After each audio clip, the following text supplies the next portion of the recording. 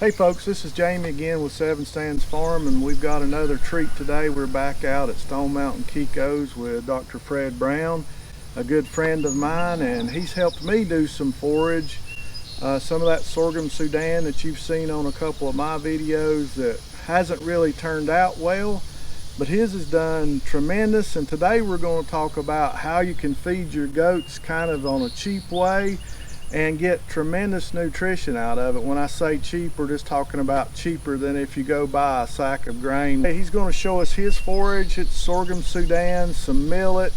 What else was in your mix? There's some sunflowers and some summer peas also. Those four different forages are in his mix, and we'll look at those. I want to take a minute and let Fred tell us about his setup, and then we'll go out in the field and talk about why we do it, how we do it, and the benefits of it as well. He does about 1.5 acres, and you can always scale it up or down to as big or as small as you want. Fred, if you just kind of tell us about your setup here and how you're doing it. We utilize it during the summer, and we split it up into small plots basically so that we can divide it, we can get on it and graze it for 2 to 4 days, and then we're right back off of it. So it's split up into several small plots. Even though it's only 1.5 acres, it's still split up into several plots. So we use it for our doe herd as well as our doelings that are weanling does that are growing out for the upcoming year. All right, that's great. So let's just take a walk out in the field, and we'll actually just show folks what it's like instead of talking about it. I think for me that's the best way to learn. I agree. All right, let's do it. But now you don't have horses anymore. Now, so I just decided to bring that back and utilize that. And that has worked out great, hasn't it? It has. I mean, it's just, I could have went in there and put fescue in there, but hey, this right here, I think for the days of grazing it's going to give me, it's just, I think, going to be phenomenal. Okay, we've talked about what he's doing, and he's doing this forage for his goats, but why does he take the time, or why is it important? Or why is there even a need for this? Why do we want to do this, I guess is my question. Sure. We know that you are doing it, but a lot of times I'm that person that asks why. So why would it help a farmer to do this? Exactly.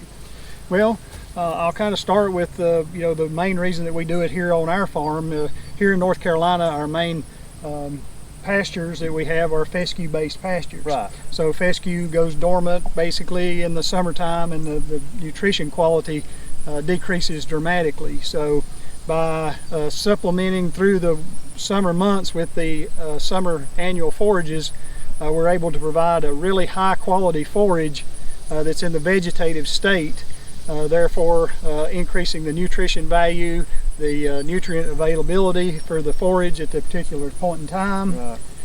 The other real big advantage for goats particularly is when we prepare this plot, we go in with just a disc, a tractor and a disc. We don't have anything fancy here on the farm, and we just disc it up enough to where we can get soil contact with the seed. So what that does is that decreases the amount of worm larvae, intestinal parasite larvae, on this particular plot. So the first time these goats go in here, this is a relatively clean pasture because it has been disked and the worm larvae have been killed where goats have been on it before. And the other advantage is too with these kinds of forages, we're getting the goats to graze up at a higher level. The Homunculus contortus, the barber pole worm larvae, really only float up about 2 to 3 inches on the forage. So by allowing the goats to eat up at a head level basically, then that gets them up from grazing down low on the ground, and minimizes parasite load during the summer. And we all know that Homunculus contortus, it's really likes hot, humid weather and moisture. And that's what we have around here, especially lately. It's been rainy and wet, and then come out sunny, so it's been a really high dew point, really humid. Yes. And looking back here, head height, they're really, some of these spots that you've got, they're going to have to be actually reaching up to get some of it. And they really, that's what they're made to do, really. I mean, we force them into eating pasture like a small cow or something, but really and truly, if I'm not mistaken, goats want to browse and eat up high, and they've got, the ability to to get the forage they want really well. You're exactly right, Jamie. You know, goats really they prefer about 70% of their diet to be in a browse format. So that means that they're eating up off the ground and reaching for vines and that kind of thing. Really, you know, we force them to eat in the pasture situation, but they really they prefer about 30% of their diet to be grasses, basically. So, but that's what we have available. But by providing something like this, it can really have an added bonus.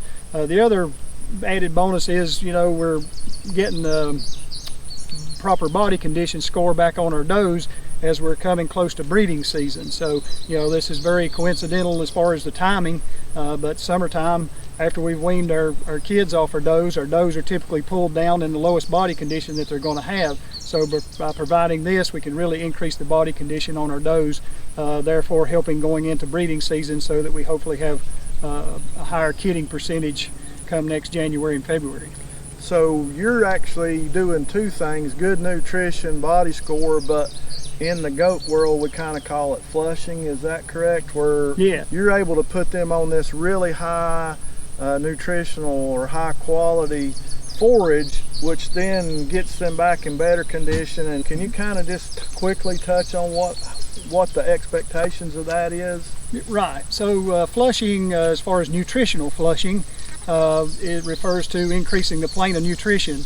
And it's been proven if you have does that are lower body condition score, maybe not quite ideal, and often that's the case here in the summertime after we've weaned our kids, we're trying to get those does back in order. So the flushing increases the nutritional value provided, or the nutritional content of the forage or food provided to the animals, therefore getting their body condition back up, which will in turn trigger their body into thinking, hey, things are really good, so therefore we can focus on reproduction. So therefore you'll have more kids next kidding season. So the hopes are that they'll ovulate or produce more eggs, and then when the breeding occurs that there's a larger chance of multiples and not those single kids, like if they're in poor condition. Right, Nature's an amazing thing. You know, if they're in poor condition, they got to take care of themselves too, so they're not going to produce a bunch of kids knowing that they can't take care of them, I'm assuming. It's sort of,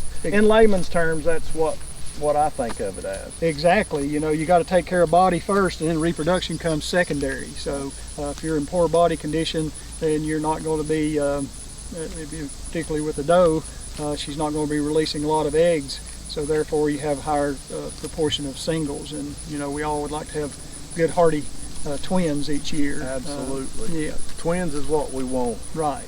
So we can look at your goats and tell that they're really doing well on whatever your system is. Can you kind of tell me what the nutritional value is of your Sorghum Sudan? Yeah, so as we stated before, there is Sorghum Sudan hybrid is the predominant that we have in these plots. And in the vegetative state, the crude protein will usually come out around 17%.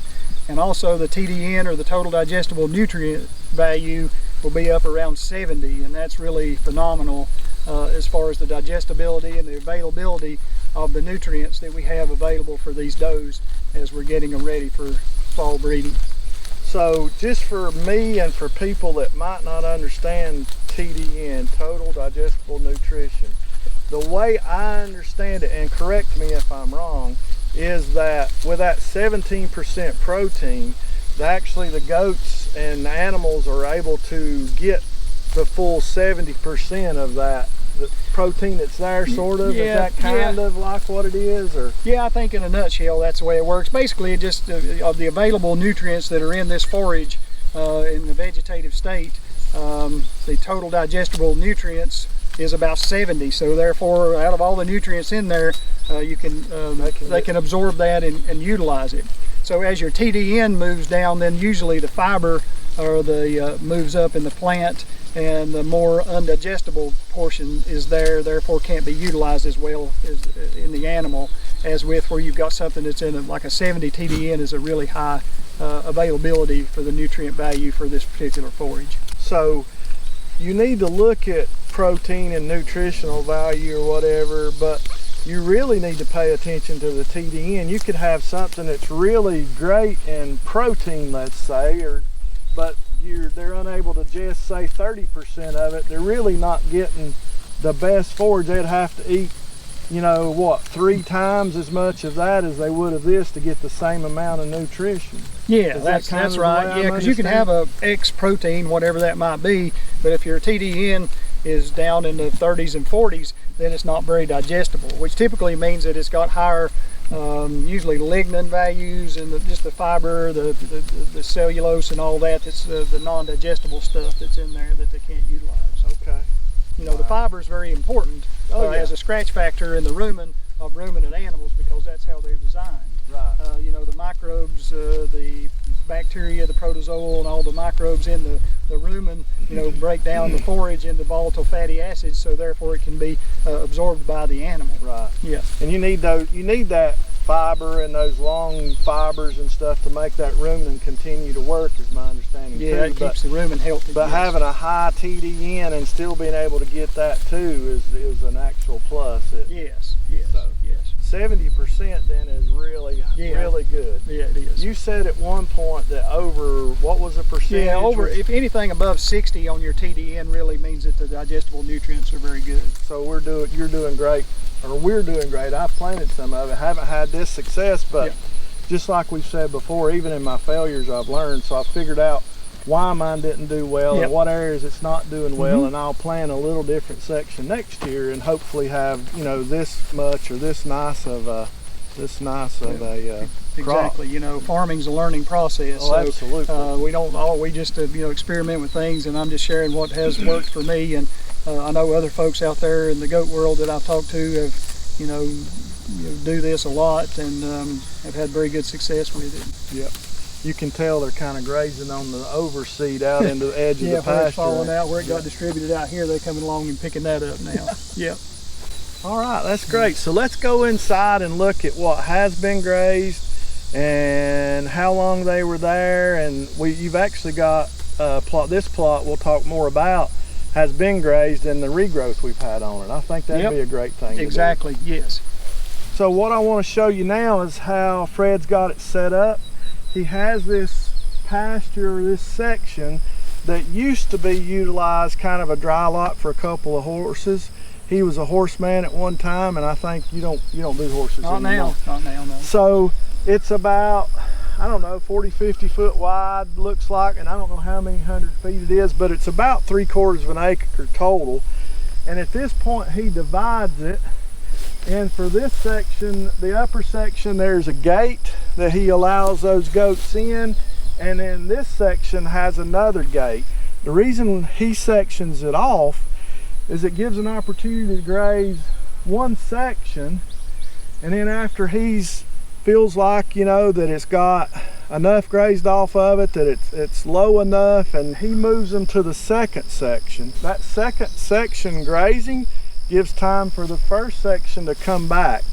You do not, you know, it's not something that you're just going to grow, put your goats in and leave like you do in a pasture, because they'll decimate it, and then you'll get, you know, you might get a week or 2 weeks out of it, but then it's gone. It's over with. You don't have anything. So speak to a little bit about how you rotate those and some of it. So we take them, put them in here, and they eat basically the leaves off of this forage, and you'll see in a minute the stubble's there, and it's fairly tall, and then when we take them off, then we'll move them to the other section.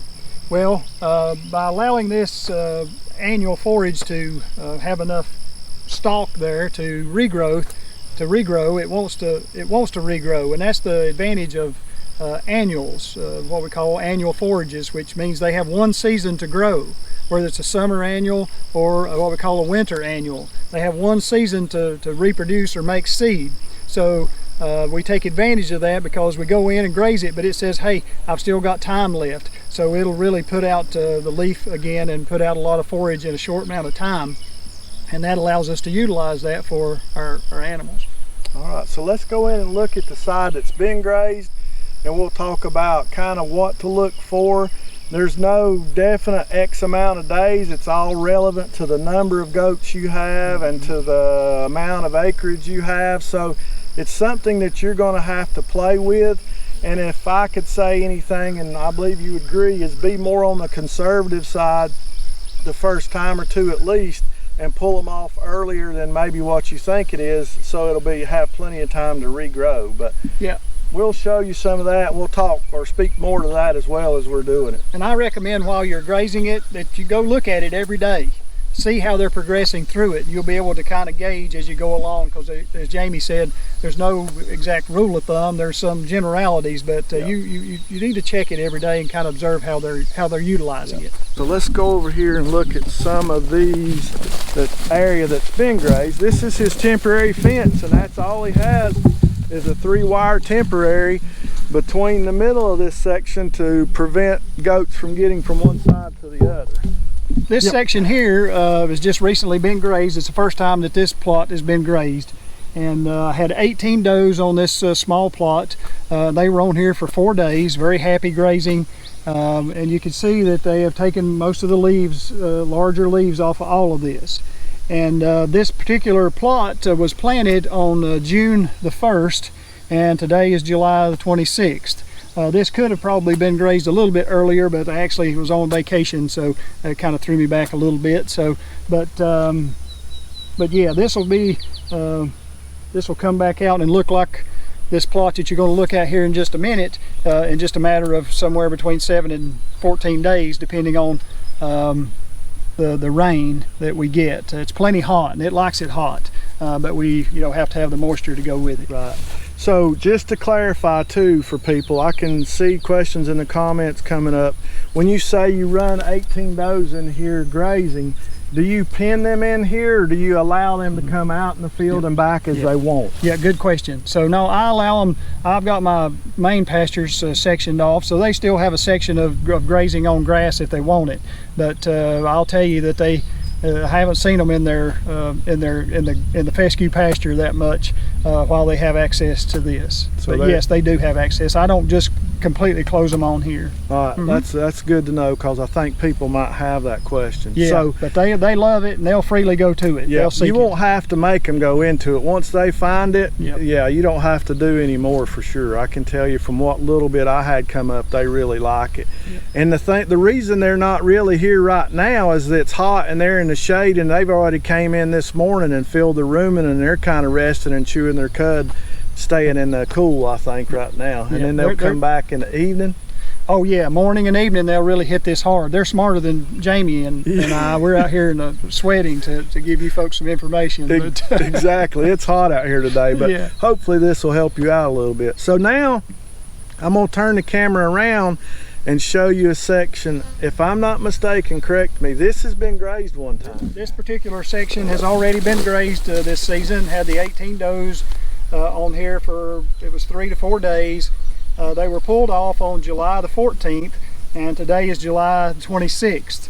So on July 14th, it looked like the plot that you just saw, where all the leaves have been stripped off, and now today you can see the new leaf growth, and it's just phenomenal how these plants they want to produce. So we went from this eating off, and I just pulled this out. This is where they've been in here this morning. The leaves are gone, the tops of the stalks are gone.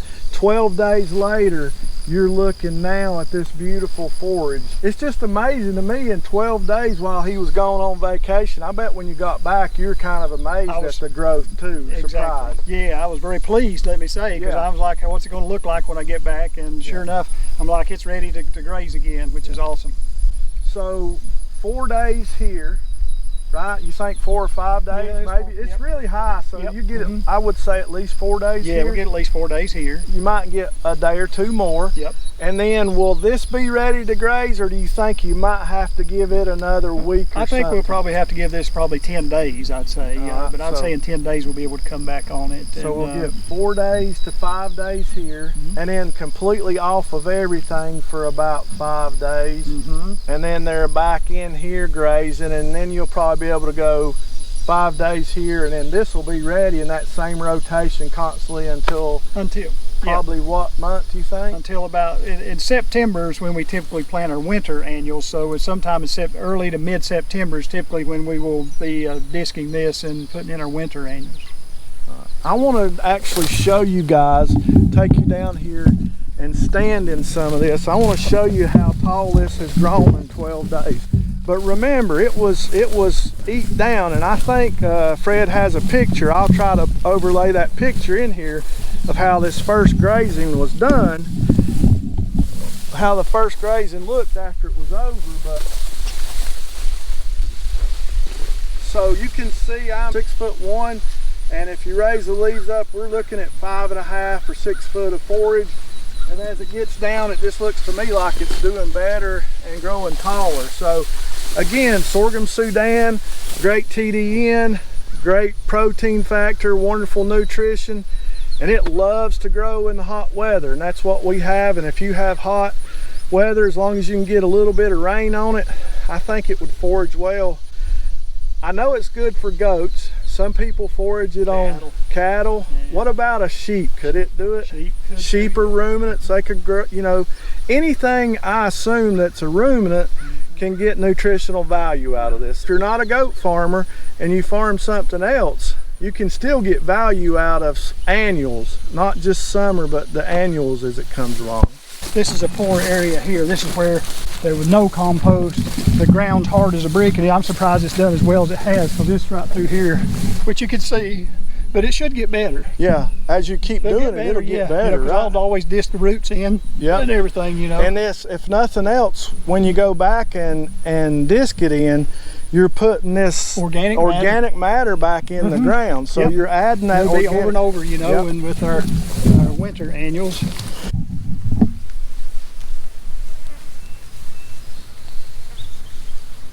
Like that shade tree, don't they? So we have talked about all this wonderful, you know, things to do, and all this wonderful grazing, and this, you know, using annuals. And I know when I watch some videos, I think, man, you know, they've got all the equipment. They know I can never do that here at my home. So I want to take just a minute to talk about how Fred did it and basic what it took to do it.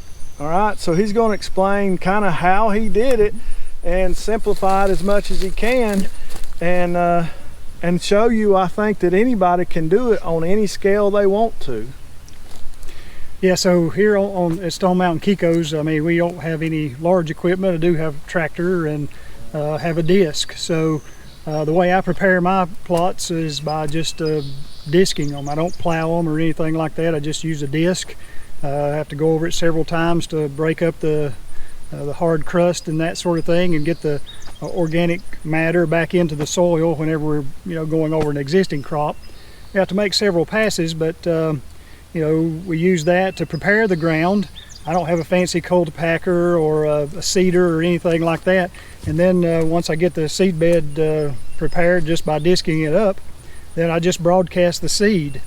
And you can do that with, I've done it many times just walking with a hand seeder. You can throw it out by hand out of a bucket, or you can put it behind the tractor and distribute it with like a fertilizer spreader or whatever. Whatever you have. If you have something for your lawn, hey, those would work good too. And now some of the forages, annuals, particularly like ryegrass, you probably don't even have to have a lot of soil contact, particularly if you can go along and kind of drag on top of the ground a little bit and just distribute it back out there. It'll often come up just by that. That's one of the particular good things about ryegrass. Very simple, and that's a winter annual. And then after I distribute my seed out, then I just have a piece of a cut telephone pole that I drag behind my tractor, and I just drag over it just to get a little bit more soil content. And then that's it. That's all I have to do as far as seed bed preparation. So, you know, if you don't have a tractor, maybe your neighbor does, you know, or something like that. Because, you know, if you're a smaller scale, I mean, you're talking just a few hours project, so you can get it done fairly quickly, and don't tie up your neighbor's tractor for very long, or maybe you can pay your neighbor to come do it. But it's very doable, and you don't have to have a fancy cultipacker or a fancy seeder or planter or anything like that. I agree with you. Don't use the fact that you don't have the equipment to do it. This is a good way to feed your goats and to protect them from parasites as well. That brings us into another thing to talk about. We've kind of talked about how to do it. It's really simple, but cost. A lot of you are thinking, well, this costs too much money for me to do. So let's talk a little bit about the cost of this whole area. So he's got another area that he puts 10 dolings on that is kind of separate from here. Let's talk about cost for the entire project. In all, you say you have about 1.5 acres at most, right? Yeah, I got about 1.5 acres, maybe right. Close to 1.75 acres, you know. So, yeah. So cost-wise, here in our area, the Sorghum Sudan cost about $40 for a 50-pound bag. So I use 2 bags for this whole project, which is probably overseeded, but you know, I'm not going to split up a bag for this, so we put it all out.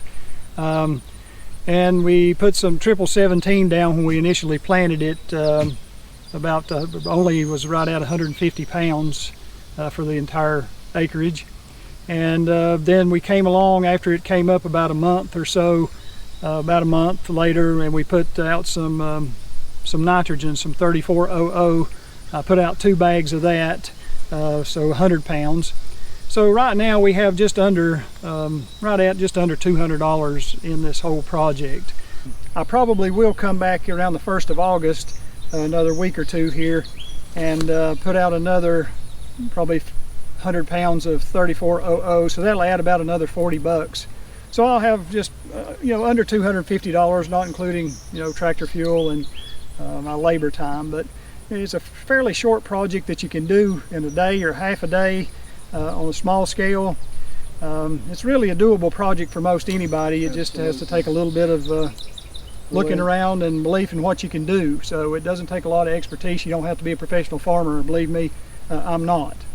That cost of $250 could give you from, let's say, end of June to 1st of September, is that right? Yeah, middle of September. Middle of September food and forage.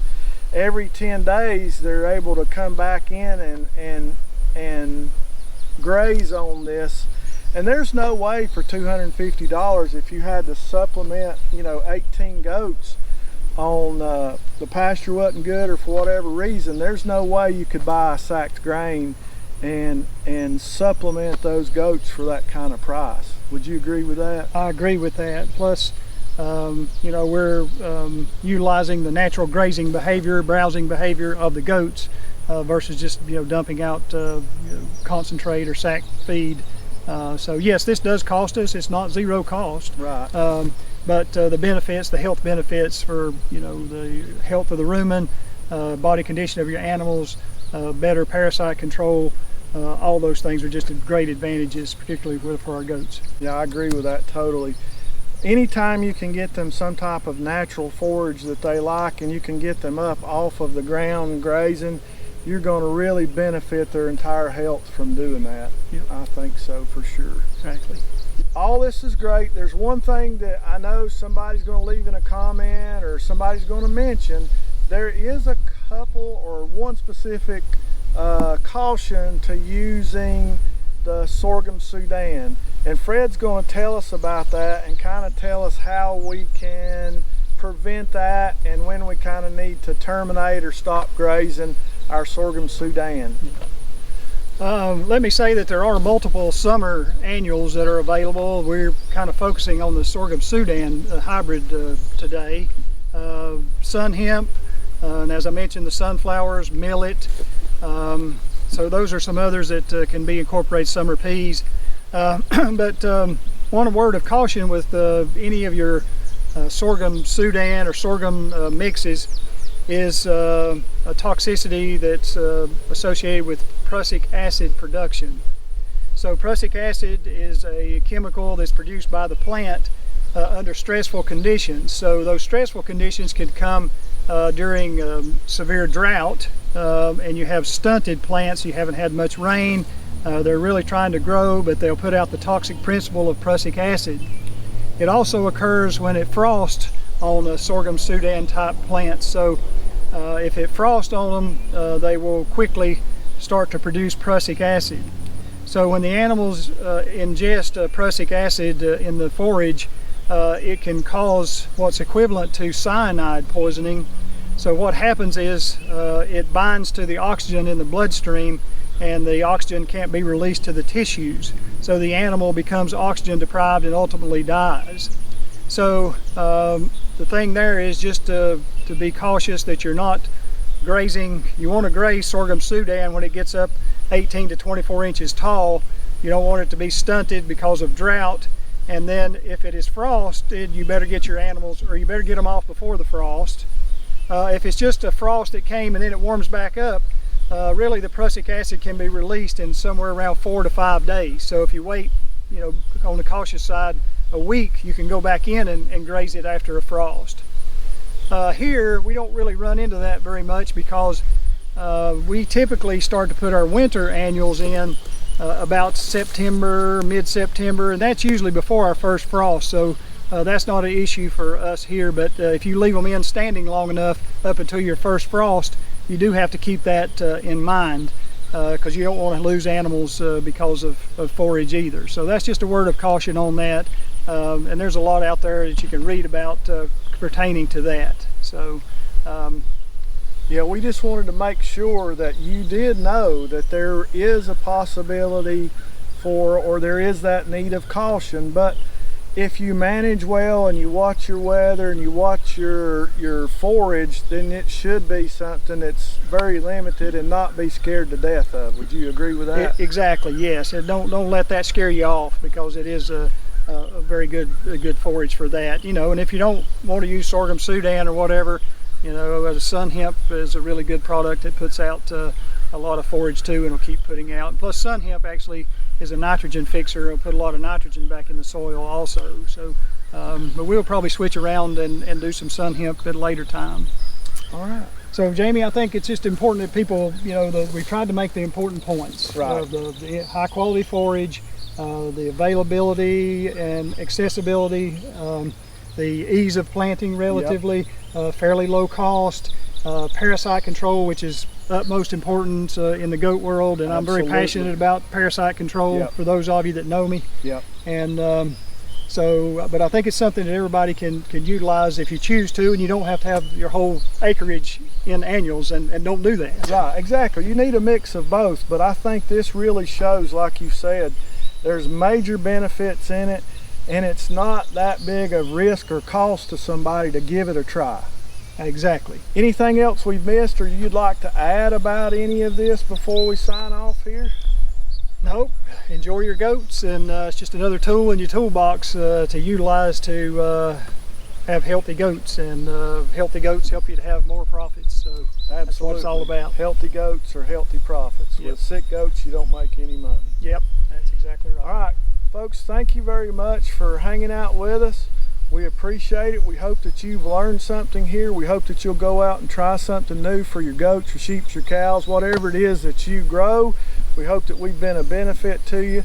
I do want to say thank you to Fred. Thank you for letting us come over to your farm to Stone Mountain Kikos. Look them up. They've got a website. They got a Facebook page, and they're really, really good goat breeders, and they raise quality goats. So thank you for letting us come over. Yeah, no problem. Folks, as always, we'll do it all again tomorrow.